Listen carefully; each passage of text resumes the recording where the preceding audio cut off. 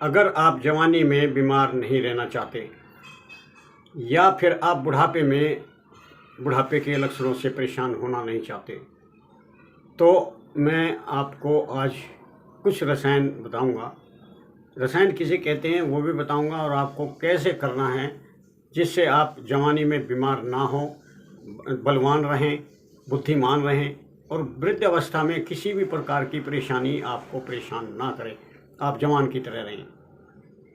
तो ये शुरू करते हैं वीडियो।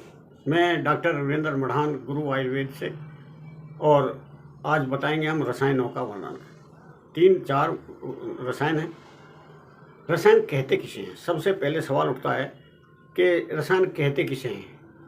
जो बुढ़ापा और रोगों को भगाए और शरीर में ओज बढ़ाए, उसे रसायन कहते हैं।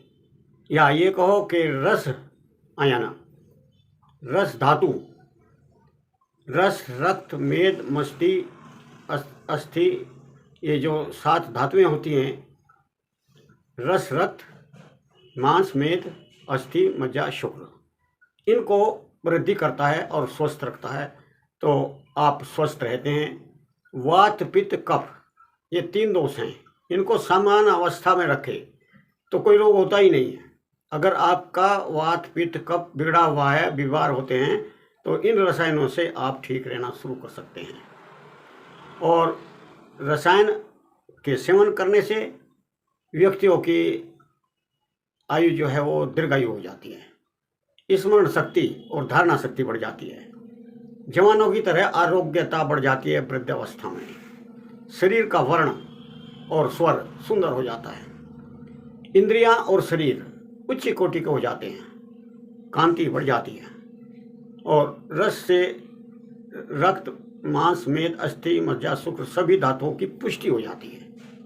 तो रसायन का क्या हैं वो रसायन? आज हम यहाँ पर 3-4 रसायनों का वर्णन करेंगे। वैसे आयुर्वेद में बहुत सारे रसायन हैं, आगे भी हम किसी और दूसरे रसायनों का वर्णन कर देंगे। और यहाँ शुरू करते हैं त्रिफला से। लोग त्रिफला जानते हैं, पाउडर है, चूर्ण है, लेकिन ये हरड़, बेड़ा और आंवला, ये 3 चीज़ मैंने अलग अलग बताऊंगा।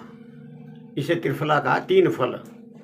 तो अगर आप हरड़ खाते हैं, ये जब आप पहला किया हुआ भोजन पच जाए, तब आप इसकी 1 हरड़ का चूर्ण घी और शहद में मिला करके लें। अब यहाँ पर सवाल उठता है कि लोग सोचते हैं कि घी और शहद जहर हो जाता है।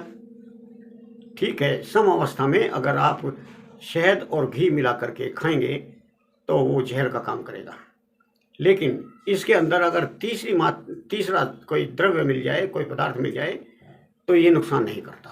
या फिर विषम मात्रा में, यानी कि आप घी 1 चम्मच है तो आधा चम्मच शहद 1 चम्मच है तो घी 1 आधा चम्मच, इस तरीके से विषम मात्रा में ले सकते हैं। और यहाँ तो हम तीसरी चीज़ को जोड़ने के लिए कहा है। अब इसमें सम लें या विषम लें, आप निर्भय होकर के प्रयोग कर सकते हैं। आप जब भोजन करना शुरू करें, तब आप 2 बेड़े का चूर्ण बना करके आप घी और शहद में मिला करके खाएं, उसके बाद भोजन कर लें। और जब भोजन कर चुके हों, उसके बाद 4 आंवलों का चूर्ण आप शहद और घी में मिला करके आप इसको खाएं। यानी कि खाना खाने से पहले बेड़ा, खाना खाने के बाद आंवला, और जब वो खाना पच जाए तब हरड़। इनकी मात्रा हरड़ की 1, बेड़े की 2 और आंवले की 4 है। अब इससे अगला रसायन है अश्वगंधा चूर्ण। अगर आप अश्वगंधा चूर्ण को बना करके अपने पास रखते हैं तो उसमें से 5 ग्राम लें, और गुनगुना दूध 250 ग्राम ले लें, उसके अंदर मिश्री से मीठा कर लें, उसको आप लगातार खाएं।